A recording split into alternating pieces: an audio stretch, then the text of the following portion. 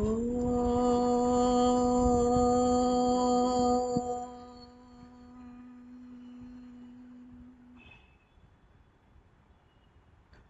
ఆనందమయీ చైతన్యమయీ సత్యమయీ పరమే ఓం నమో భగవతే శ్రీ అరవిందాయ.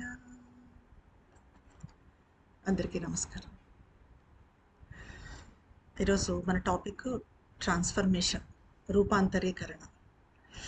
అయితే మన ఈ యోగంలో ఈ రూపాంతరీకరణ అన్నది, ట్రాన్స్ఫర్మేషన్ అనేది చాలా ముఖ్యం. ఎందుకంటే వేరే ఏ ఇతర యోగాల్లో కూడా ఈ ట్రాన్స్ఫర్మేషన్ అన్నది కనిపించదు. ఎంతసేపు లిబరేషన్, ముక్తి, మోక్షము, లేకపోతే శూన్యంలో లయం కావడము, ఇదంతా ఉంటుంది తప్ప ట్రాన్స్ఫర్మేషన్ అన్నది ఒక్క మన ఇంటెగ్రల్ యోగాలోనే ఉంటుంది. అందుకే మన యోగాన్ని ఇంటెగ్రల్ యోగా అనే కాదు, yoga of self perfection, yoga of transformation అని కూడా అంటాం. అయితే ఈ ట్రాన్స్ఫర్మేషన్ అంటే మరి ఏంటి? వేరే ఏ యోగాల్లో లేదు, మన యోగంలోనే ట్రాన్స్ఫర్మేషన్ అన్నది ఉంది. మరి ఏంటి? ఇంతకుముందు రకరకాల యోగాలు చేసిన ఋషులు ఉన్నారు, వేద ఋషుల కాలం నుంచి. వాళ్ళంతా దీని మీద శ్రద్ధ పెట్టలేదా? ఈ రూపాంతరీకరణ మీద, ఈ ట్రాన్స్ఫర్మేషన్ మీద శ్రద్ధ పెట్టలేదా అన్నది ముందు ఇంట్రడక్షన్గా మనము తెలుసుకొని ఆ తర్వాత చాప్టర్లోకి ప్రవేశిద్దాం.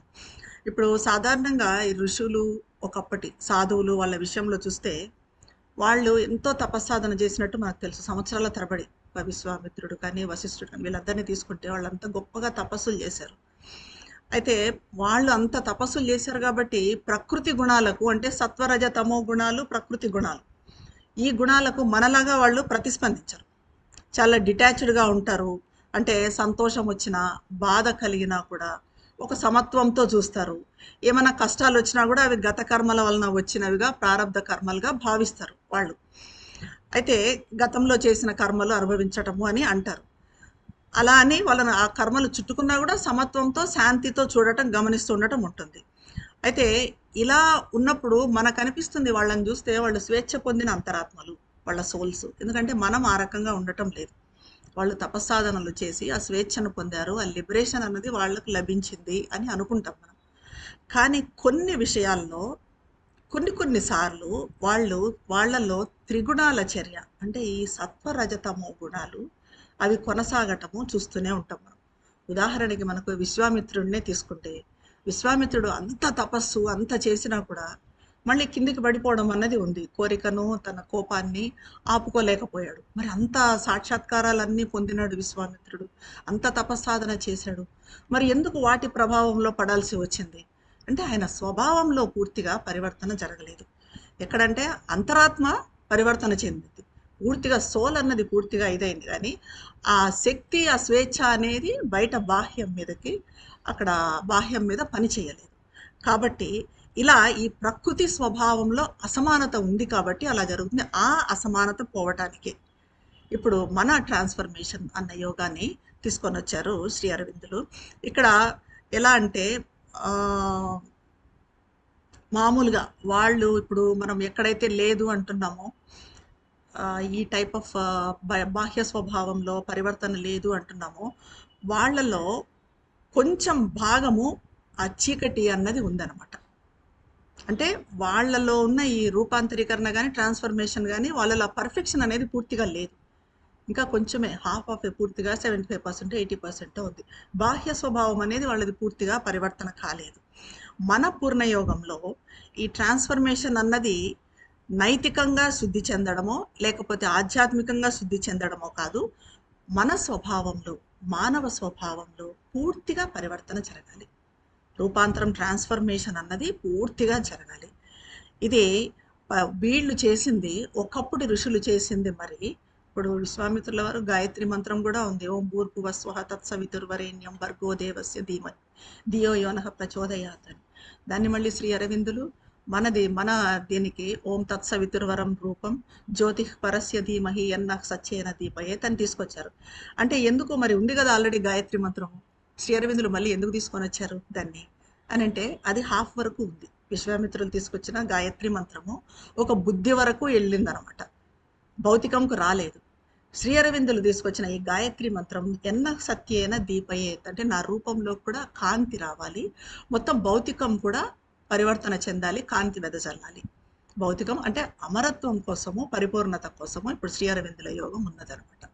మనిషిలో ఈ ఆకాంక్ష అమరత్వం కోసము, పరిపూర్ణత కోసం అన్నది మొదటి నుంచి ఉంది. ఉంది కాబట్టే మనిషి ఆది మానవుడి దగ్గర నుంచి అగ్గి కనిపెట్టడంతో ఆగిపోలేదు. రకరకాలు ఇంకా ఇంకా ఇంకా ఇంకా కనిపెడుతూనే ఉన్నారు. పర్ఫెక్షన్ పర్ఫెక్షన్ పర్ఫెక్షన్ అనుకుంటూ వస్తూ ఉన్నారు. దానికి ఎండ్ అనేది లేదు. అది ఎక్కడ ఎండ్ అంటే అమరత్వం పొందినప్పుడే అది ఎండ్ అవుతుంది అనమాట. అయితే దీని గురించి ట్రాన్స్ఫర్మేషన్ గురించి శ్రీ అరవిందులు అంటారు, మన యోగంలో ట్రాన్స్ఫర్మేషన్ అంటే it implies another power of knowledge, another kind of will, another luminous nature of emotion and aesthesis, another constitution of the physical consciousness. అంటే ఇది జ్ఞానానికి చెందిన ఇంకో శక్తి ట్రాన్స్ఫర్మేషన్ అనేది. మామూలుగా ముందు ఋషులు అంత భౌతికం మీద శ్రద్ధ పెట్టేవాళ్ళు కాదు.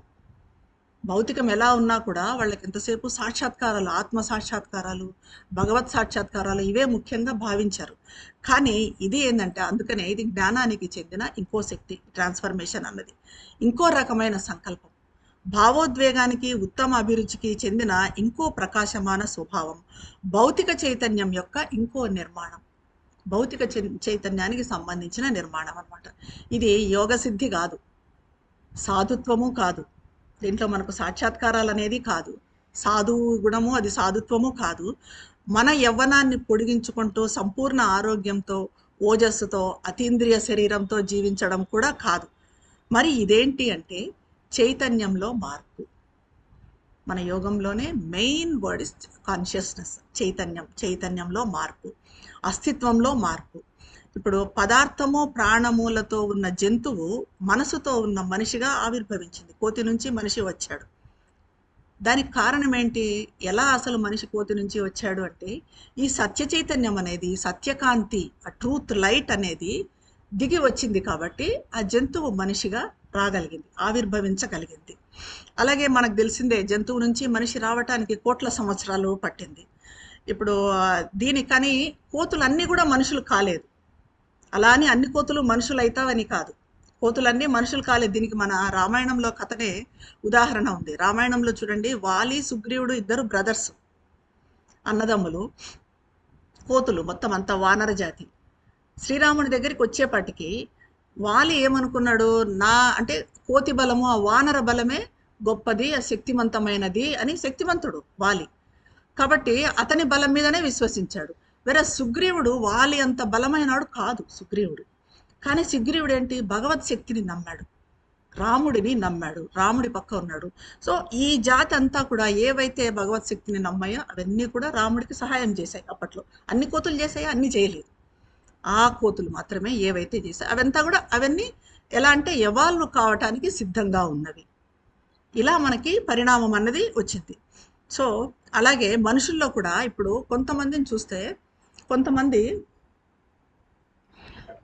మనసును, మేధను, అంతవరకు మనిషి వచ్చాడు కదా దాన్నే నమ్మారు.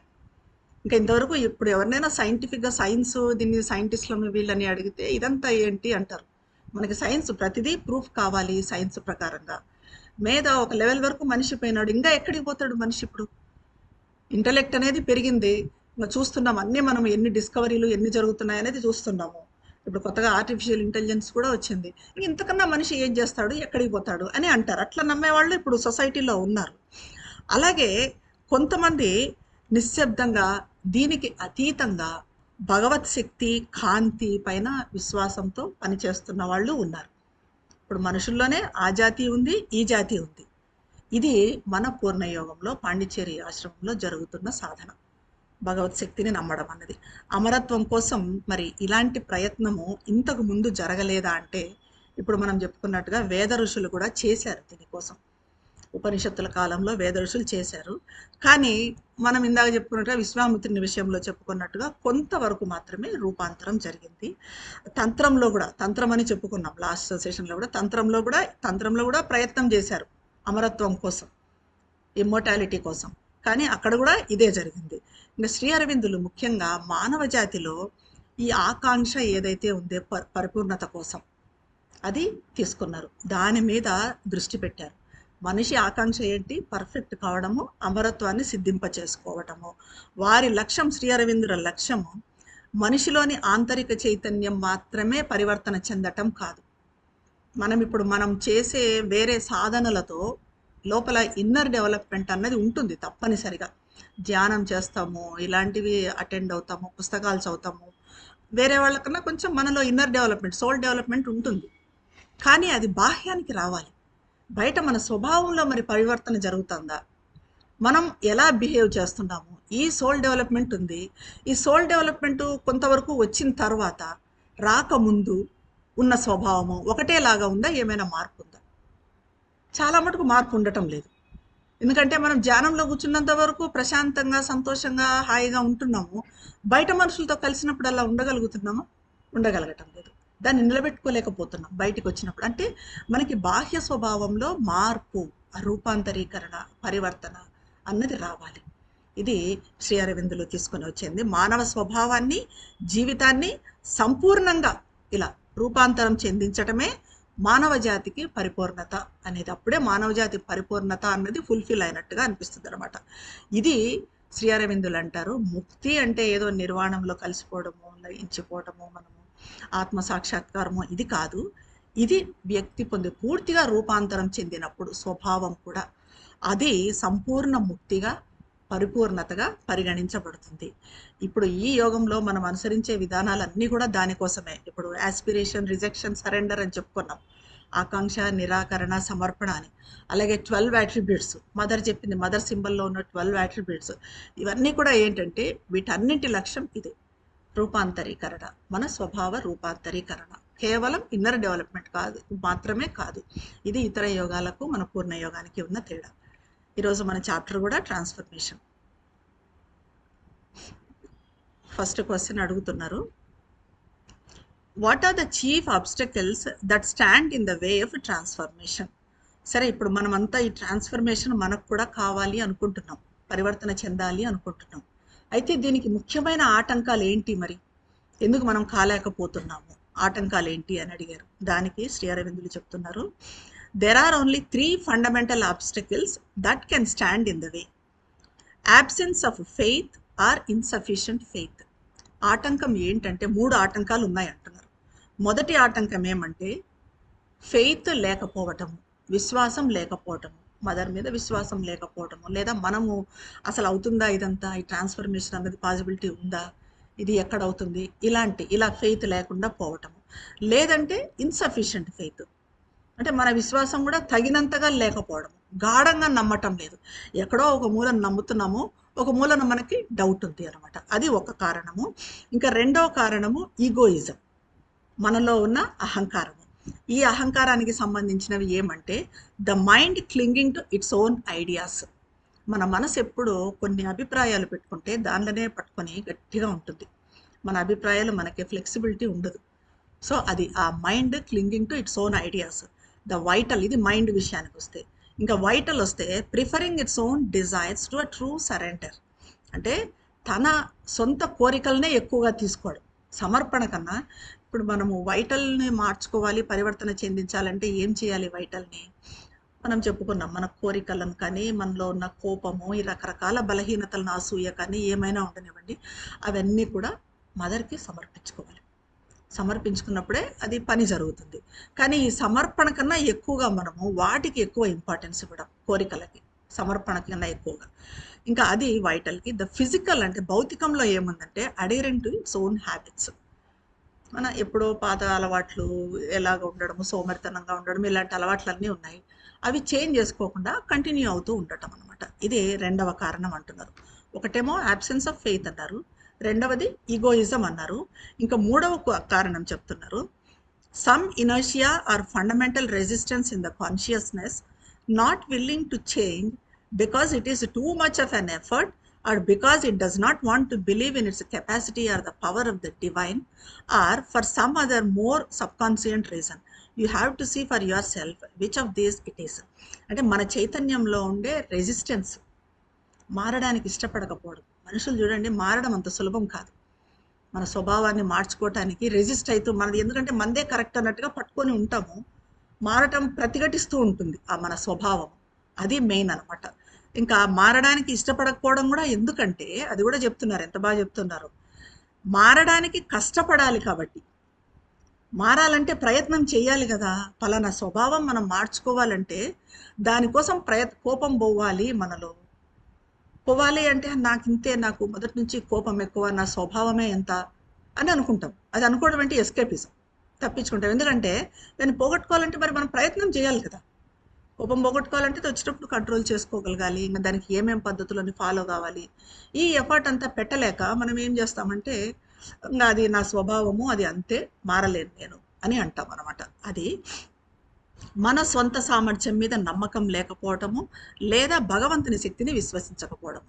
అంటే నేను మార్చుకోలేను నన్ను నేను, నాకు అంత శక్తి లేదు అని అనుకోవడము, లేకపోతే భగవంతుని మదర్ని విశ్వసించకపోవటము, లేదంటే కొన్ని అధోచేతనలో సబ్కాన్షియస్లో ఉండే కారణాల వల్ల కూడా కావచ్చు. అంటే ఏవో ఉండొచ్చు, ఎప్పటి నుంచో పట్టుకొని ఉన్నవి ఉండొచ్చు, ఇది ఏదైనా కావచ్చు.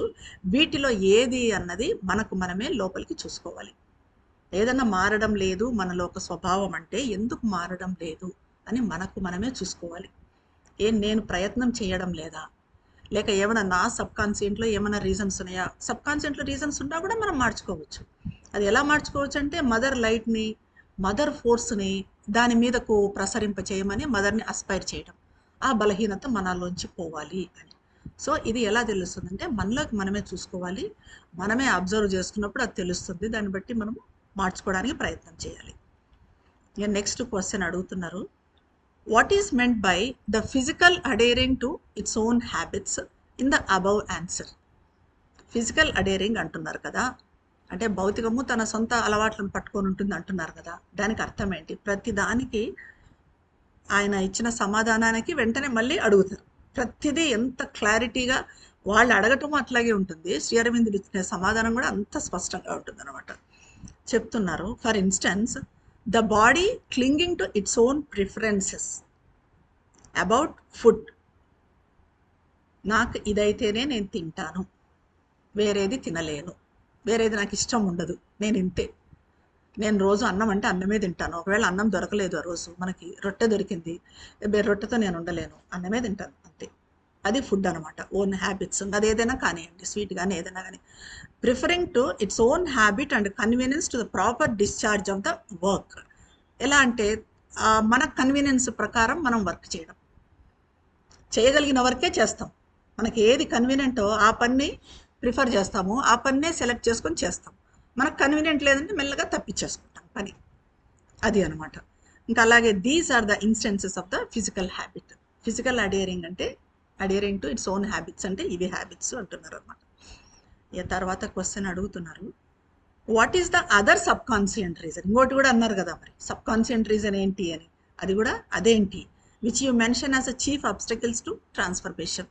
చీఫ్ అబ్స్టకిల్ అన్నారు కదా ఇది ట్రాన్స్ఫర్మేషన్కి, ఇది అంటే మన అధోచేతనలో ఉంటాయేమో అని, అదేంటి అని అంటే, that I cannot say here, it takes 100 different forms. అది ఒక్కొక్కరికి ఎన్నో ఉండొచ్చు, అది కరెక్ట్గా ఫలానా వ్యక్తికి ఇవన్నీ ఉంటాయి అనేది లేదు, వాళ్ళని బట్టి ఉంటుంది అది అంటున్నారు. How to remove inertia and fundamental resistance in the consciousness which stand in the way of transformation అని అడిగారు. అంటే ఈ ఇనర్షియాను, మనలో ఉండే జడత్వాన్ని, సోమరితనాన్ని, ఇప్పుడు రెసిస్టెన్స్ అన్నాం, ప్రతిఘటించడము, రెసిస్ట్ చేయడము, దాన్ని ఎలాగ మనము తొలగించుకోవటం అని అడిగారు. దానికి చెప్పారు శ్రీ అరవిందులు, there is only one rule for all these things. వీటన్నిటికి కూడా ఒకటే రూల్ ఉంది, అదేదంటే ఇప్పుడు మనం చెప్పుకున్నట్టుగా to look at one self closely. మనల్ని మనం బాగా చూసుకోవాలి, లోపలికి చూసుకోగలగాలి. So as to direct these things always when they show themselves, to reject them always and persistently when seen, to aspire always for their removal, to call always the force of the mother to help to remove them. But the most entirely effective thing is if you can feel the force of the mother working in you and support its action always.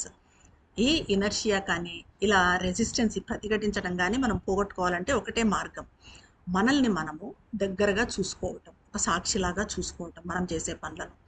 అలా చూసుకోవడం వల్ల ఏమవుతుందంటే అవి బయటపడ్డప్పుడు, ఆ లోపాలు బయటపడ్డప్పుడు వాటిని కనిపెట్టగలుగుతాం. ఇప్పుడు మనం కోపం వచ్చింది, కోపంతో అరిచామో ఏదో చేసామనుకోండి, దాన్ని మనం చూడగలగాలి, కోపం వచ్చింది అని చెప్పి. అంటే అది బయటపడినప్పుడు దాన్ని చూడగలగాలి, అప్పుడే దాన్ని కనిపెడతాం అనమాట. అలా వచ్చినప్పుడు దాన్ని ఎప్పటికప్పుడు నిరాకరించడం. ఎస్పెషల్లీ ఇనర్షియా, జడత్వము, ఈ రెసిస్టెన్సు, ఓ పని చేయాలనిపించకపోవడము ఒక్కోసారి, అది ఇనర్షియా, మనలో ఉండే సోమరితనము, జడత్వము.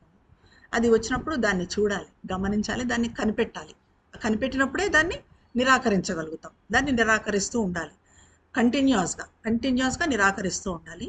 వాటిని తొలగించమని ఆకాంక్షించటం. ఇంకా అది మనకు మనం చేసుకోలేకపోతే వాటిని తొలగించమని ఆకాంక్షించడము, సహాయం చేయమని మదర్ ఫోర్స్ని పిలవటం, ఇవన్నీ చేయాలి. అన్నిటికన్నా సమర్థమైనది ఏమంటే మదర్ ఫోర్స్ మనలో పనిచేస్తున్నట్టుగా అనుభూతి చెందటం. ఇది చాలా ఇంపార్టెంట్. మదర్ ఫోర్స్ పనిచేస్తున్నట్టుగా ఫస్ట్ ఆఫ్ ఆల్ భావన చేసుకుందాం మనసుతో, ఆ తర్వాత అది ఆటోమేటిక్గా జరిగిపోతుంది. మదర్ ఫోర్స్ పనిచేస్తుంది నాలో, మదరే నన్ను నడిపిస్తుంది అని ఎప్పుడు ఆ దీంట్లో ఉన్నప్పుడు అది వాస్తవం అవుతుంది. సో ఆ అనుభూతి చెందాలి తప్పనిసరిగా. ఈ చర్యను, ఈ మదర్ ఫోర్స్ మనలో పనిచేస్తుంది అన్న చర్యను మనం ఎప్పటికీ సపోర్ట్ చేస్తూ ఉండాలన్నమాట. ఏది జరిగినా కూడా మదర్ ఫోర్స్ నాలో పనిచేస్తుంది, నాకేమీ దోకా లేదు, ఏది జరిగినా మదర్ చూసుకుంటుంది, ఎందుకంటే మదర్ నా వెంబడి ఉంది, అలా అనమాట. ఇది ముఖ్యం అంటున్నారు. ఇంకా నెక్స్ట్ క్వశ్చన్ అడుగుతున్నారు, what is meant by supporting the action of the mother's force. మళ్ళీ నెక్స్ట్ దాని కనెక్షన్గా క్వశ్చన్ చూడండి. Which you say is the most effective way of removing inertia or other resistance in the consciousness. ఇప్పుడు మనలో ఇనర్షియాను, ఈ ప్రతిఘటనను పోగొట్టుకోవాలంటే mother force తీసుకునే చర్యను, mother ఫోర్స్ను support చేయడం అంటున్నారు కదా, దాని అర్థం ఏంటి అని అడిగారు. దాని క్లియర్గా అంటే, to support its action means that one must recognize the mother's force when it acts and distinguish it from other egoistic or ignorant forces and give assent to the one and refuse the others. It is again a general rule. Its application each sadhak has to see for himself. అంటే support చేయడము అంటే mother force పనిచేస్తున్నప్పుడు దాన్ని గుర్తించగలగాలి. ఎందుకంటే వేరే అహంకార శక్తులు, అజ్ఞాన శక్తులు కూడా మనలో పనిచేస్తాయి. ఇప్పుడు మదర్ ఫోర్స్ పనిచేస్తుందా, అహంకార శక్తి పనిచేస్తుందా అని కూడా గుర్తించగలగాలి. మళ్ళీ అంటే ఎంత జాగరూకతతో, ఎంతో ఇదిగా ఉండాలన్నమాట. మనలో అహంకారం పనిచేస్తుందా లేకపోతే మదర్ ఫోర్స్ పనిచేస్తుందా అనేది గుర్తుపెట్టుకోవాలి, అనేది గుర్తిస్తూ ఉండాలి.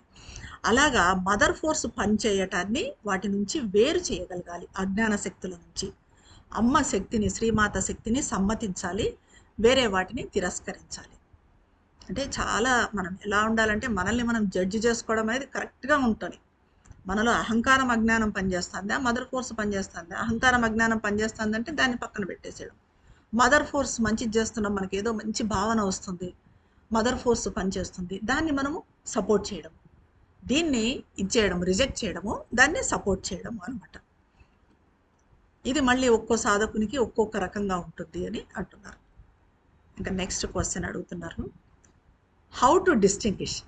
ఇది మళ్ళీ మనకు ఎలాగా అజ్ఞాన శక్తులు పనిచేస్తున్నాయా, మదర్ ఫోర్స్ పనిచేస్తుందా అని ఎట్లా తెలుస్తుంది మనకు? వెంటనే అడుగుతున్నారు, how to distinguish the mother's force from other egoistic or ignorant forces. నిజమే కదా, ఎలా తెలుస్తుంది మనకు మదర్ శక్తి పనిచేస్తుందా, మరి మనలో అజ్ఞాన శక్తి పనిచేస్తుందా అనేది? అంటే దానికి శ్రీ అరవిందులు అంటున్నారు, one has only to be perfectly sincere, not to justify one's own desires and faults by the mind's reasonings. ఇప్పుడు నేను చెప్పినట్టుగా మనం మైండ్ రీజనింగ్తో చేయకూడదు. To look impartially and quietly at one self and one's movements and to call on the mother's light. అంటే first of all నిజాయితీగా ఉండాలి, పూర్తి నిజాయితీగా ఉండాలి. మన కోరికలను, మన పొరపాట్లను మన హేతువుతో నిర్ణయించకూడదు. మన రీజనింగ్తో లేదు నేను చేసింది కరెక్టే, నాకు అది ఇది కాబట్టి నేను ఇలా చేశాను, నేను ఇలా మాట్లాడాను, అలా చేయకూడదు. దానివల్ల అప్పటికప్పుడు వాళ్ళని అవతరాలను మనం ఇచ్చేస్తున్నామేమో, కానీ మనకి మనమే మన స్వభావంలో మనము ట్రాన్స్ఫర్మేషన్ రాదు, చేంజ్ రాదు. అలా కాకుండా మనం ఒక్కరికి మనం చెప్పుకోవాల్సిన అవసరం లేదు. మనకే అనలైజ్ చేసుకొని మనం పక్కన కూర్చొని జడ్జి చేసుకుంటాం మనల్ని మనమే. నేను అని కాకుండా వేరే ఇద్దరు వ్యక్తులు ఒకరితో మాట్లాడుతున్నప్పుడు మనకు ఏదన్నా భేదం వచ్చింది, ఆ తర్వాత మనం ఆలోచించుకోవాలి. ఇప్పుడు నేను ఆ వ్యక్తి అని కాకుండా ఇద్దరు వ్యక్తులు అక్కడ నిలబడి నేను మధ్యలో జడ్జిని అయితే నేను ఎవరిది కరెక్ట్ అంటాను? ఈ రకంగా చేసుకోవాలన్నమాట. మన రీజనింగ్ మైండ్ ఎప్పుడు ఎట్లుంటుందంటే మనకు తగినట్లు చెప్పుకుంటుంది. నేను చేసింది కరెక్టు, నేను ఈ కారణంగా నేను ఇది చేశాను అని చెప్పుకుంటుంది అనమాట. అది కారణాత్మక మనసు. సో అలా నిర్ణయించకూడదు, హేతువుతో నిర్ణయించకూడదు. అలా నిర్ణయిస్తే మనం చేసింది ఎప్పటికీ కరెక్ట్ అని అనుకుంటాం. మనల్ని మన చలనాలను నిష్పాక్షికంగా, ఇంపార్షియల్గా, అంటే నేను అని కాకుండా అది పక్కన పెట్టి నేను అన్నది నిష్పాక్షికంగా, నిశ్శబ్దంగా చూసుకుంటూ మదర్ లైట్ని, శ్రీమాత కాంతిని మనలోకి పిలవాలి. దెన్ అప్పుడు ఏమవుతుందంటే gradually one will begin to discern everything in that light. Even if it cannot be done perfectly at once, the judgment and feeling will get clearer and surer and right consciousness of these things will be established. అప్పుడు ఆ కాంతిలో వివేచించటము, వివేచన అన్నది మొదలవుతుంది. ఆ ప్రయత్నం చేయాలి. ఒకవేళ ఒక్కసారి పర్ఫెక్ట్గా లేకపోయినా మనం చేయాలి ప్రయత్నం. అయితే ఒకసారి పర్ఫెక్ట్గా చేయలేకపోయినా మన నిర్ణయము, సంవేదన నెమ్మదిగా స్పష్టంగా ఖచ్చితంగా అవుతాయి. ఒకసారి మనం ప్రయత్నం చేయాలి. ఒకసారి మనం కరెక్ట్ కాకపోవచ్చు, రెండవసారి కాకపోవచ్చు, మూడవసారి నుంచి ఏమవుతుందంటే నెమ్మదిగా ఇవన్నీ కూడా స్పష్టమవుతాయి మనకు. ఖచ్చితంగా ఎగ్జాక్ట్గా ఇది జరిగింది, ఇది నాదే అక్కడ పొరపాటు ఉంది. ఒకరికి చెప్పుకోవాల్సిన మదర్కి చెప్పుకుంటే చాలు, మనం అనుకుంటే చాలు నాదే పొరపాటు అయింది అక్కడ. అది దాంతో ఏమైందంటే అది పెరుగుతూ పోతుంది. ఆ డిజర్న్మెంట్ అనేది, ఆ వివేచన అనేది పెరుగుతూ పోతుంది. అలా విషయాల గురించి యుక్తమైన చైతన్యము, రైట్ కాన్షియస్నెస్ ఎస్టాబ్లిష్ అవుతుంది. అలా మనకు కరెక్ట్ యుక్తమైన చైతన్యం అనేది ఎస్టాబ్లిష్ అవుతుంది అంటున్నారు. నెక్స్ట్ క్వశ్చన్ అడుగుతున్నారు. If a sadhak cannot fully discriminate between the mother's force and the egoistic and ignorant forces and cannot reject them, what will be his condition? Okay. ఒకవేళ సాధకుడు మదరు శక్తి ఏది, అజ్ఞాన శక్తులు ఏవి అని కరెక్ట్గా వేరు చేయలేకపోయాడు, అప్పుడు అతని పరిస్థితి ఏంటి అంటే, all these questions are met by my answer. One cannot be perfect in discrimination at once or in rejection either. The one indispensable thing is to go on trying sincerely till there comes the full success. So long as there is a complete sincerity, the divine grace will be there and assist at every moment on the way. ఇవన్నిటి కూడా, ఈ ప్రశ్నలంటికి ఒకటే సమాధానం. మనం ఒకవేళ వేరు చేయటము, నిరాకరించటము అన్నది ఒక్కసారి సాధ్యం కాకపోతే, అంటే ఇగ్నరెంట్ ఫోర్స్ ఏంటి, మదర్ ఫోర్స్ ఏది అన్నది వేరు చేయటం, కానీ దాన్ని నిరాకరించడం, ఇగ్నరెంట్ ఫోర్సెస్ని మనకు ఒక్కసారి వీలు కాకపోతే నిజాయితీగా మనము ప్రయత్నం చేస్తూనే ఉండాలి. దాన్ని వదిలిపెట్టకూడదు. ఎంతవరకు అంటే పూర్తిగా సక్సెస్ అయ్యేంత వరకు, పూర్తిగా మనము విజయవంతం అయ్యే వరకు, పూర్తి దీనికి అంతా కూడా మనకి ఓర్పు ఉండాలి, సహనం ఉండాలి, పేషెన్స్ మెయిన్ ఇంపార్టెంట్. పూర్తి చిత్తశుద్ధి, నిజాయితీ ఉన్నంత వరకు దైవ అనుగ్రహం, మదర్ గ్రేస్ అన్నది ఎప్పటికీ మనతో ఉంటుంది. అందుకే మనకు 12 అట్రిబ్యూట్స్లో కూడా ఫస్ట్ క్వాలిటీ చూడండి, చిత్తశుద్ధి, నిజాయితీ, సిన్సియారిటీ చాలా చోట్ల చెప్తారు. ఈ సిన్సియారిటీ మనలో డెవలప్ చేసుకోవాలంటే మనల్ని మనం కరెక్ట్గా జడ్జి చేయాలి. అది ఇంపార్టెంట్. మనకేదో ఒక కప్ వేసేసుకొని మనం కరెక్టు, మనం చాలా ఉత్తములము, మనం చాలా మంచోళ్ళము అనేది వేసుకున్నాం అనుకోండి, అయిపోయి మన నిజాయితీ పక్కకి వెళ్ళిపోతుంది అనమాట. సో మనకు లోపల మనం కరెక్ట్గా అనలైజ్ చేసుకోవాలి మనల్ని. సో అది దైవానుగ్రహం. నిజాయితీ ఉన్నంత వరకు మదర్కి మనం చెప్పుకుంటూ ఉండాలి. ఇలాంటివి ఏదన్నా జరిగినా కూడా మనం అనలైజ్ చేసుకొని దాన్ని మదర్కి చెప్పుకోవాలి. అది ఉన్నంత వరకు మదర్ అనుగ్రహము, శ్రీమాత అనుగ్రహం మనతో ఎప్పటికీ ఉంటుంది. మన మార్గంలో ప్రతి క్షణము మదర్ అనుగ్రహం అన్నది, మదర్ గ్రేస్ అన్నది మనకు సహాయం చేస్తూనే ఉంటుంది. నెక్స్ట్ క్వశ్చన్ అడుగుతున్నారు. You wrote that egoism is one of the chief obstacles in sadhana and described it as the mind clinging to its own ideas, the vital preferring to its own desires to true surrender, the physical adhering to its own habits. ఇది ఫస్ట్లోనే చెప్పారు మనకి. 3 obstacles ఏంటి అన్నదానికి, mind clinging to its own ideas, vital preferring its own desires to true surrender, physical adhering to its own habits అన్నారు. So what is meant by true surrender? ఇక్కడ ఏమన్నారు, vital preferring own desires to true surrender అన్నారు. అంటే vital కోరికలను మనం true surrender కన్నా vital కోరికలకి ఎక్కువ importance ఇస్తున్నాము అని అన్నారు. మరి ట్రూ సరెండర్ అంటే ఏంటి, నిజమైన సమర్పణ అంటే ఏంటి అని అడిగారు. దీనికి శ్రీ అరవిందులు అంటున్నారు, when he is able to get rid of all these things, accept the knowledge from above in place of his own ideas, the will of the divine in place of his own desires, the movements of the truth in place of his physical habits. True surrender ante. And as a result, he is able to live wholly for the divine. అంటే వ్యక్తి వీటన్నింటినీ నిషేధించినప్పుడు, ఇవన్నీ మనం ఏవేవైతే అహంకారపూరితమైనవని చెప్పుకున్నామో వాటన్నింటినీ నిషేధించినప్పుడు true surrender అవుతుంది.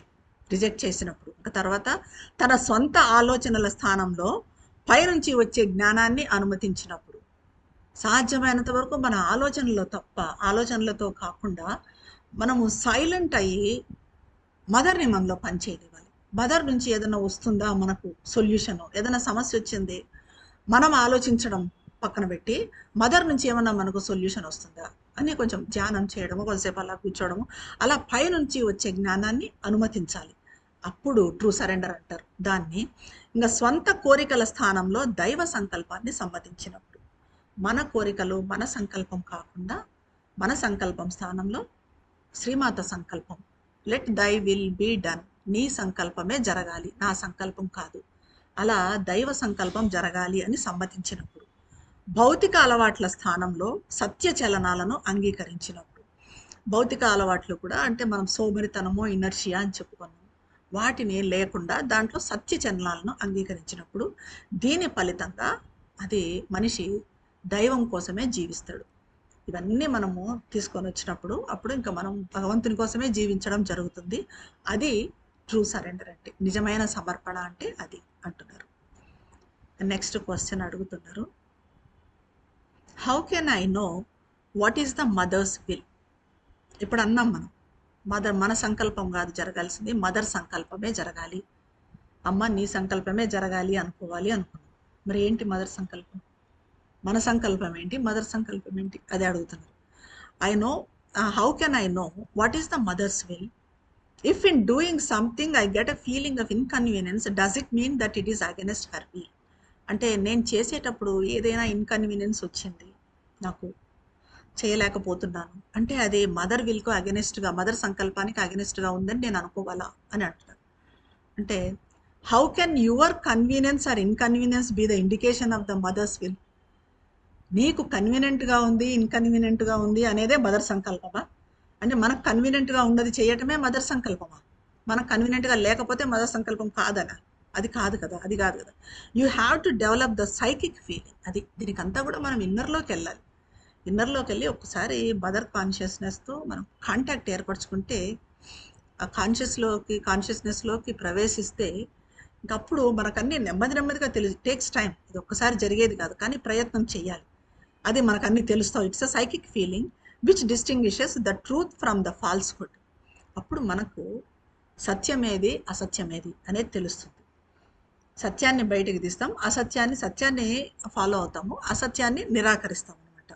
The divine from the అన్డివైన్ వేరు చేయగలుగుతాం. డివైన్ ఏది, అన్డివైన్ అయింది. అది ఎవరన్నా చేస్తుంటే కూడా ఓహో ఇది డివైన్, ఇది అన్డివైన్, సో ఇది సత్యము, ఇది అసత్యము అని చేయగలుగుతాం. ఇప్పుడు నెమ్మదిగా మనము ఈ సైకిక్ ఫీలింగ్ అన్నది డెవలప్ చేసుకుంటూ పోయినప్పుడు, ఇది మన కన్వీనియన్స్ ప్రకారం కాదు. నెక్స్ట్ క్వశ్చన్ అడుగుతున్నారు, when does the transformation begin in a సాధక? సరే, సాధన మనం చేస్తున్నాము, యోగ సాధన ఎప్పటి నుంచో ఎన్నేళ్ల నుంచో చేస్తున్నాము. మరి ట్రాన్స్ఫర్మేషన్ అనేది మనలో స్టార్ట్ అయిందా, జరుగుతూ ఉందా, అసలు ట్రాన్స్ఫర్మేషన్ అనేది ఉందా, ఎప్పుడు ఇది అసలు మొదలవుతుంది అని అడిగారు. అంటే there is no fixed when, ఎప్పుడు అనేది ఆ ఫిక్స్డ్ టైం అన్నది లేదు. Then how can a sadhak know the transformation is going on in him? Fixed time లేదంటున్నారు. మేమైతే ఇన్నేళ్ల నుంచి సాధన చేస్తున్నాము, మరి ఎప్పటి నుంచో చేస్తున్నాము, మరి మాలో ట్రాన్స్ఫర్మేషన్ జరుగుతుందా లేదా అనేది ఎలా తెలుస్తుంది? మనకు తెలియాలి కదా, కొంచెమన్నా మనకు ట్రాన్స్ఫర్మేషన్ అవుతున్నాము అని అంటే అప్పుడు ఇంకా మనకు ఉత్సాహంగా ఉంటుంది యోగం చేయడానికి. ఎలా తెలుస్తుంది అంటారు అంటే, if it is happening he will feel it. అది డెఫినెట్గా అర్థం అవుతుంది మనకు. ఇప్పుడు ఒక 10 సంవత్సరాల క్రితము ఉన్న మన బిహేవియర్కి ఇప్పుడు మన బిహేవియర్కి తేడా ఉందా లేదా? అప్పుడు ఒకే రకంగా బిహేవ్ చేస్తున్నామా, ఇప్పుడు బిహేవ్ చేస్తున్నామా? అప్పుడున్న కోపాలు, అప్పుడు ఉన్న ఈ అసూయ ద్వేషాలు, ఈ మనుషులను అండర్స్టాండ్ చేసుకోలేకపోవడాలు అవన్నీ ఇప్పటికీ ఉన్నాయా? ఇప్పుడు అండర్స్టాండ్ చేసుకోగలుగుతున్నామా? ఆ కోపం ఇప్పుడు లేదు. ఆ అండర్స్టాండ్ చేసుకోవడం అన్నది ఇప్పుడు ఉంది. అంటే మనలో ట్రాన్స్ఫర్మేషన్ జరుగుతూ ఉంది. ట్రాన్స్ఫర్మేషన్ ఉంది కాబట్టే ఇదంతా ఉంది. కొంతమంది ఉంటారు ఎప్పటికీ మారనోళ్ళు చూస్తుంటాం మనుషులు మనం. ఎందుకంటే అసలు ఎప్పటికీ ఏ రకంగా కూడా వాళ్ళ స్వభావంలో మార్పు రాదు. కానీ మనం అలా కాదు కదా. మనం యోగం చేస్తున్నదే మనం ట్రాన్స్ఫర్మేషన్ కోసం. మనం ఇవన్నీ చదువుకుంటూ ఇవన్నీ ఫాలో అవుతూ చేసుకుంటూ వచ్చినప్పుడు డెఫినెట్గా మనలో ట్రాన్స్ఫర్మేషన్ అన్నది వాళ్ళ కెపాసిటీని బట్టి ఎక్కువ ఉంటుందా తక్కువ ఉంటుందా అన్నది ఉంటుంది. కానీ డెఫినెట్గా ఉంటుంది. If it is happening he'll feel it. మనం ఫీల్ అవుతాం దాన్ని. ఇది ఉంటే there is no question of how. అది జరుగుతుందా లేదా, జరిగిందా లేదా అనే క్వశ్చనే లేదు. ఎలా జరుగుతుంది అనేది లేదు. ఇంకా నెక్స్ట్ క్వశ్చన్ అడుగుతున్నారు. When the nature is purified is it an indication of a transformation? మన స్వభావము శుద్ధి చెందింది అంటే అది ట్రాన్స్ఫర్మేషన్కి ఒక ఇండికేషనా, ఒక సూచన. అంటే transformation is made possible by purification. అంటే మన స్వభావము శుద్ధి చెందుతూ ఉంది అంటే మనలో ట్రాన్స్ఫర్మేషన్ జరుగుతూ ఉంది అని అర్థం. ఇప్పుడు నేను చెప్పినట్టుగా మనం ఏదో కోపం తగ్గించుకున్నాము అని అంటే మన స్వభావ శుద్ధి జరుగుతూ ఉంది కదా. ఒక వీక్నెస్ని మనము పోగొట్టుకోగలుగుతున్నాం అంటే స్వభావ శుద్ధి జరుగుతుంది. స్వభావ శుద్ధి జరుగుతుంది అంటే అక్కడ ఏం జరుగుతుంది? ట్రాన్స్ఫర్మేషనే జరుగుతుంది. ట్రాన్స్ఫర్మేషన్ జరుగుతుందనే అర్థం. నెక్స్ట్ క్వశ్చన్ అడుగుతున్నారు. What is the real meaning of purification? మళ్ళీ ఇక్కడ శుద్ధి మరి అంటే ఏంటి అని. ప్యూరిఫికేషన్ ఫ్రమ్ డిజైర్, కోరిక నుంచి. ప్యూరిఫికేషన్ కోరిక నుంచి శుద్ధి చేసుకోవటం మనల్ని. Ego, falsehood and ignorance. మన ఈగో నుంచి శుద్ధి చేసుకోవడం, అహంకారం నుంచి. ఫాల్స్హుడ్, మనలో ఉన్న ఫాల్స్హుడ్ నుంచి. సత్యమేది అసత్యమేది, అసత్యాన్ని తీసిపారేయాలి, అసత్యాన్ని నిరాకరించాలి సాధ్యమైనంత వరకు. అజ్ఞానం, అజ్ఞానమేది జ్ఞానమేది, డివైన్ ఏది అన్డివైన్ ఏది, వీటిని నిరాకరించడము, వాటిని యాక్సెప్ట్ చేయడం అనమాట. ఇది రియల్ మీనింగ్ ఆఫ్ ప్యూరిఫికేషన్ అంటున్నారు. నెక్స్ట్ క్వశ్చన్ అడుగుతున్నారు. ఇవన్నీ మనం ఈగో, డిజైర్ ఇవన్నీ ఎలాగా దీన్ని పోగొట్టుకోవడము, ప్యూరిఫై చేసుకోవడం అన్న దాని గురించి మదర్ శ్రీ అరవిందులు చాలా చెప్పారు. చాలా సూత్రాలు చెప్పారు. అవి ఎలాగో అనేది సాధనలు. మనం మదర్ కలెక్టెడ్ వర్క్స్లోకి పోతే మనకి అవి దొరుకుతాయి. చాలా బాగుంటుంది. సింపుల్ టిప్స్ ఉంటాయి. అది మనం ఫాలో అవుతూ వస్తే మనకు అర్థమవుతుంది అసలు ఏంటి అనేది. ఇప్పుడు కోరిక అన్నదాన్ని చెప్తారు. కోరిక అదే మనం ఒక కోరిక కలిగింది అని అంటే దాన్ని తీర్చుకుంటే అది అయిపోతుంది ఇంకా అని అనుకుంటాం. కానీ అలా కాకుండా ఆ కోరికను తీర్చుకోకూడదు. ఏదైనా కొనాలనిపించింది, కారు కొనాలో, ఇల్లు కొనాలో, ఇంకోటో లేకపోతే అనిపించింది కోరిక. దాన్ని కంట్రోల్ చేసుకోవాలి అంటే మనకు ఆ కెపాసిటీ ఉన్నా కూడా దాన్ని తీర్చుకోకుండా ఉంటే ఆ కోరిక మీద మనకు కంట్రోల్ వస్తుంది అనమాట. కోపం కూడా అంతే. ఇప్పుడు కోపము ఎవరినన్నా అరిచేస్తే మన పని అయిపోతుంది, వీళ్ళ మీద కోపం అయిపోతుంది మనకు, అక్కడికి తగ్గిపోతుంది అనుకుంటాం. కానీ అప్పుడు అరిచినప్పుడు ఏమవుతుందంటే ఆ కోపం అనేది స్ట్రాంగ్ అవుతుంది, మనం వీక్ అవుతాం. అప్పటికి తగ్గుతుంది, ఇంకొక మనిషి మీద ఇంకొంచెం ఎక్కువ వస్తుంది అనమాట. ఎక్కువ దీంట్లో కోరిక కూడా అంతే. అప్పటికి తీరిపోయిందిలే ఈ కోరిక అని అనుకోవడానికి లేదు. అలా తీర్చుకోవడం మూలంగా మనం ఏం చేస్తాము అంటే వాటిని స్ట్రాంగ్ చేస్తాం. కోరికను కానీ కోపం కానీ మనం బలహీనం అవుతాం అనమాట. అందుకే మదర్ శ్రీ అరవిందులు అంటారు, ఏదైనా కూడా ప్రేరణ కానీ ఒక చలనాన్ని కానీ బయట పెట్టడమే ఉత్తమం అనుకోవడం పొరపాటు. మనం బయట పెడితే మంచిది అని అనుకోవడం పొరపాటు. దాన్ని ఎక్కడికక్కడ తెంచేయాలంటారు. సో ఇవన్నీ ప్యూరిఫికేషన్లో ఇవన్నమాట సాధన. నెక్స్ట్ క్వశ్చన్ అడుగుతున్నారు. Is it possible to have a partial realization of the highest truth without complete purification? అంటే కంప్లీట్ ప్యూరిఫికేషన్ లేకుండా హైయెస్ట్ ట్రూత్ని, ఉన్నత సత్యాన్ని మనము పార్షియల్గా కొంచెమన్నా రియలైజ్ చేసుకోగలుగుతామా? అంటే మనలో ప్యూరిఫికేషన్ అనేది కంప్లీట్ ఎప్పుడవుతుంది? అది చిన్న విషయం కాదు కదా. ఏదో కొంచెం అవుతూ వస్తుంది తప్ప మొత్తం ప్యూరిఫై అనేది, మొత్తం శుద్ధి అనేది కాదు.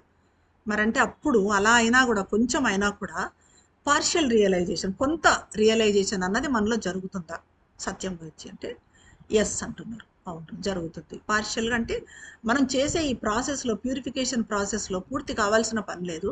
చేసుకుంటూ పోతుంటే ఈ సత్యం అన్నది మనకు రియలైజ్ అవుతూ పోతుంది స్టెప్ బై స్టెప్. మన ప్యూరిఫికేషన్ని బట్టి సత్యం, మన ట్రాన్స్ఫర్మేషన్ బట్టి మనకు సత్యం రియలైజ్ అవుతూ పోతుంది. In what way is it possible?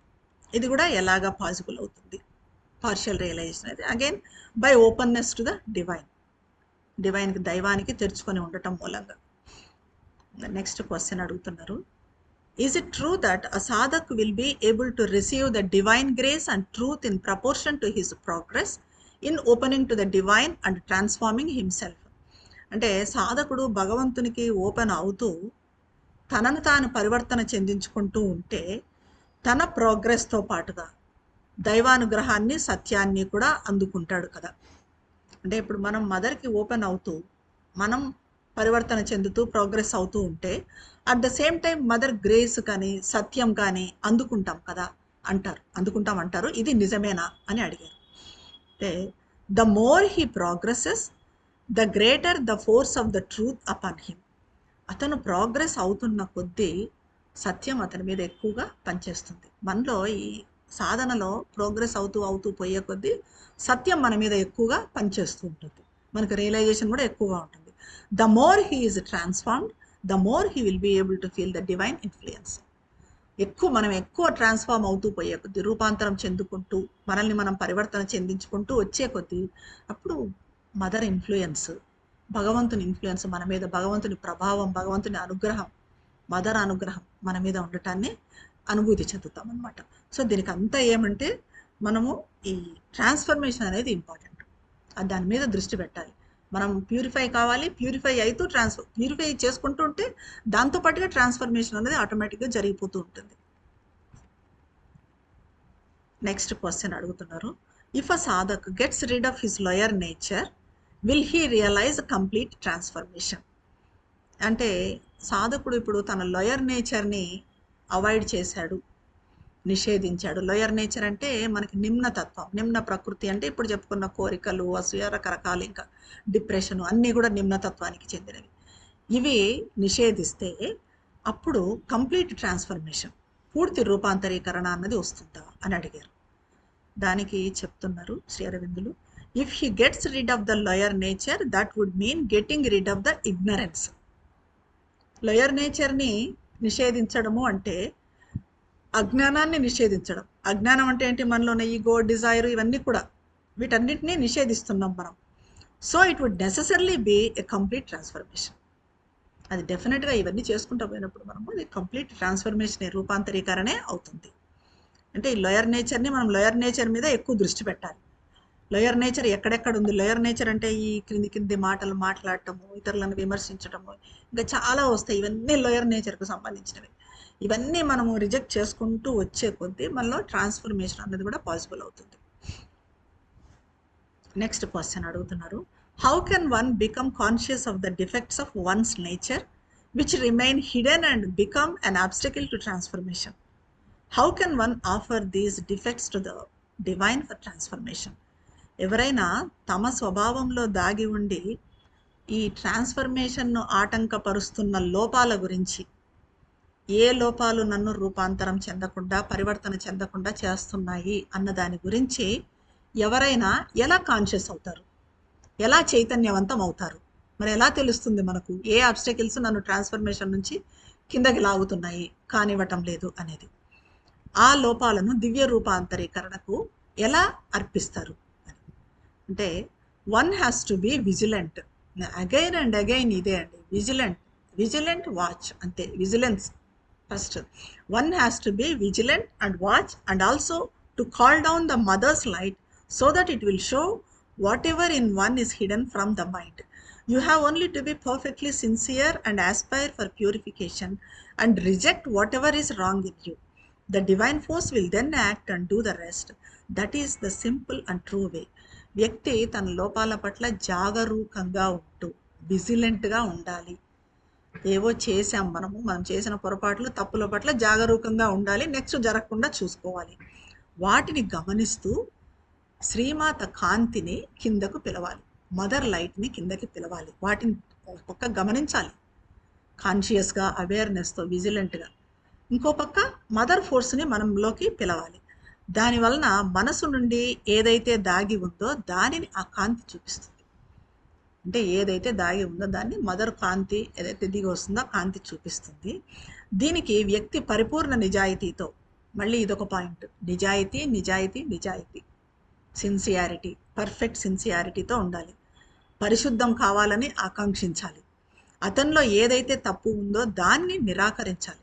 మనలో ఏ తప్పు ఉందో దాన్ని నిరాకరించాలి. అప్పుడు దివ్యశక్తి పనిచేస్తూ మిగిలిన దాన్నంతా కూడా చేపడుతుంది. అప్పుడు మనలో మదర్ ఫోర్స్ అనేది పనిచేస్తుంది.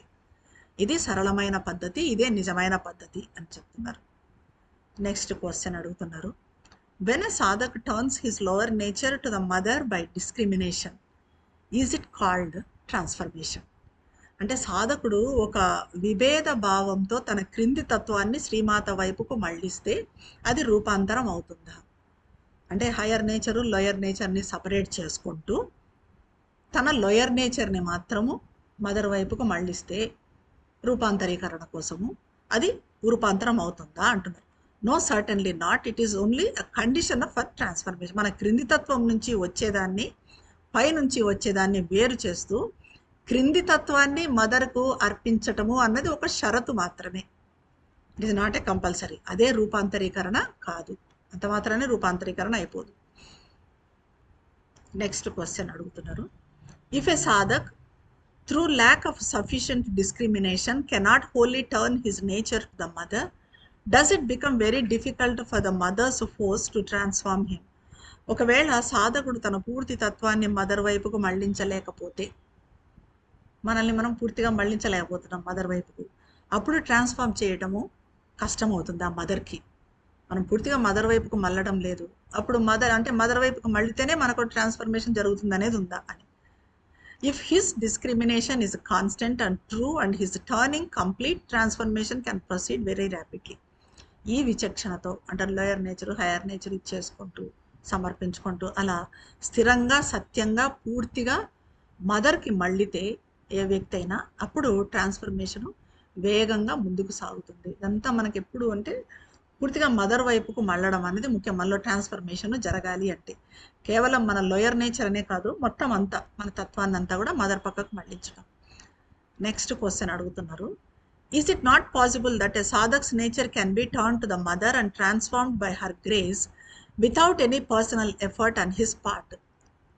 ఇది మనలో ఉండే ఒక రకమైన సోమరితనం అని చెప్పచ్చు. అడుగుతున్నారు చూడండి ప్రశ్న. సాధకుని స్వభావము తన సొంత ప్రయత్నం లేకుండా, అంటే మదర్ వైపుకు మళ్ళటంలో సాధకుడు ఎలాంటి సొంత ప్రయత్నం చేయకుండా, మదర్ వైపుకు మళ్ళాలంటే మనం ప్రయత్నం చేయాలి. అలాంటి ప్రయత్నం చేయకుండానే మదర్ గ్రేసు అనుగ్రహము మరి రూపాంతరం చెందిస్తుందా? మనం ఏదైనా మదర్ వైపుకు మళ్ళితే కదా మదర్ గ్రేస్ కానీ మనకి రూపాంతరం చెందించేది మదర్ అనుగ్రహము. కానీ మదర్ వైపుకు మళ్ళకుండా కూడా అది ప్రయత్నమే చేయకుండా మన ఎఫర్ట్ పెట్టకుండా అది జరుగుతుందా? ఎఫర్ట్ పెట్టాలి కదా. ఏ విషయమైనా మన స్వభావం మారాలన్నా, మదర్కి ఓపెన్ కావాలన్నా, మదర్ ఫోర్స్ మనలో పని చేయాలన్నా మనం ఎఫర్ట్ పెట్టాలి. సొంత ఎఫర్ట్ అనేది పెట్టాలి, ప్రయత్నం చేయాలి. అలా రూపాంతరం చెందిస్తుందా అంటే, if there is no personal effort, if the sadhak is too indolent and tamasic to try, why should the grace act? మనము ఇంత తమస్సుతో ఇంత సోమరితనంగా ఉన్నప్పుడు మదర్ మాత్రం ఎందుకు అనుగ్రహిస్తారు? మదర్ అనుగ్రహం ఎందుకు పనిచేస్తుంది? మనం కూడా ప్రయత్నం చెయ్యాలి, అప్పుడే మదర్ అనుగ్రహం మన మీద పనిచేస్తుంది. నెక్స్ట్ క్వశ్చన్ అడుగుతున్నారు. Will a sadhak who is only partially transformed not be able to reach the highest truth? అంటే కొంచెం మాత్రమే ట్రాన్స్ఫార్మ్ అయ్యాం, మనం పూర్తిగా కాలేదు, మరి మనము హైయెస్ట్ ట్రూత్ చేరడానికి మనకు అర్హత లేదా అంటే దానికి కొంతవరకు జరగచ్చు. మనలో కూడా పార్షియల్ ట్రూత్ అన్నది తెలుస్తుంది. ట్రాన్స్ఫర్మేషన్ పూర్తిగా కావాలని లేదు, మనం కొంచెం కొంచెం ట్రాన్స్ఫర్మేషన్ అవుతూ పోయే కొద్దీ మనకు సత్యం అనేది కూడా కొంచెం కొంచెంగా తెలుస్తూ ఉంటుంది. అసలు పూర్తిగా ట్రాన్స్ఫర్మేషన్ అయ్యే వరకు సత్యం తెలియదు అనే దానికి లేదు. దీంతో పాటు అది కూడా జరుగుతూ ఉంటుంది అనమాట. అది చెప్తున్నారు కొంతవరకు జరగచ్చు అని. నెక్స్ట్ క్వశ్చన్ అడుగుతున్నారు. Is it true that transformation is not possible without getting spiritual experiences? అంటే స్పిరిచువల్ ఆధ్యాత్మిక అనుభవాలు అంటారు కదా, రకరకాల అనుభవాలు అంటే మదర్ కనిపించడము, లేకపోతే మనకు లోపల అంతరంలో చాలా డీప్లోకి వెళ్ళిన భావన రావటము, ఇలాంటి ఆధ్యాత్మిక అనుభవాలు అంటాము. సో ఈ ఆధ్యాత్మిక అనుభవాలు లేకుండా ట్రాన్స్ఫర్మేషన్ అన్నది సాధ్యం కాదు అని అంటారు. ఇది నిజమైన ఆధ్యాత్మిక అనుభవాలు ఉండాలా, ట్రాన్స్ఫర్మేషన్కు ఆధ్యాత్మిక అనుభవాలు ఉండాలా? Some change may come, transformation జరుగుతున్న కొద్దీ కొంచెం చేంజ్ అనేది వస్తుంది. Not the transformation of the whole being, how can that happen without any spiritual experiences? Transformation అనేది ఎక్స్పీరియన్సెస్ లేకుండా సాధ్యమే కాదు. డెఫినెట్గా కొంచెం కొంచెం అయితే ఉంటాయి ఎక్స్పీరియన్సెస్ కూడా. అంటే ఇప్పుడు మదరు మనకు కనిపించడము, మనం లోపలికి పోవడం, అవే కాదు ఎక్స్పీరియన్సెస్ అంటే. ఇప్పుడు మనం ఏదో అనుకుంటాము, అది మనకి జరగాలని వెంటనే జరిగిపోతుంది. సో అక్కడ ఏంది, మదర్ మనల్ని నడిపిస్తుంది, మదరే మనకు చేసింది అన్నట్టు. అది కూడా ఎక్స్పీరియన్సే, స్పిరిచువల్ ఎక్స్పీరియన్సే. ఏదనుకున్నా జరుగుతూ ఉంది సంకల్పం, అలాంటిది కూడా మదర్, మనల్ని మదర్ గ్రేస్ మన మీద పనిచేస్తుంటే స్పిరిచువల్ ఎక్స్పీరియన్సే అనమాట. అంటే అప్పుడు ట్రాన్స్ఫర్మేషన్ జరుగుతున్న కొద్దీ ఇది కూడా స్పిరిచువల్ ఎక్స్పీరియన్సెస్ కూడా ఉంటాయి అంటున్నారు. నెక్స్ట్ క్వశ్చన్ అడుగుతున్నారు, when a సాధక్ gets dreams signifying some spiritual truth, does it not indicate that his nature is getting transformed? ఇప్పుడు మనకి స్వప్నాలు అనేటివి కొంత ఆధ్యాత్మిక సత్యాన్ని సూచించే స్వప్నాలు వస్తే, కళలు రకరకాలుగా చెప్తూ ఉంటారు. ఇప్పుడు ఏదో సర్పం కనిపిస్తే ఇదని, వైట్ హార్స్ కనిపిస్తే ఇది అని ఇలా చెప్తూ ఉంటారు.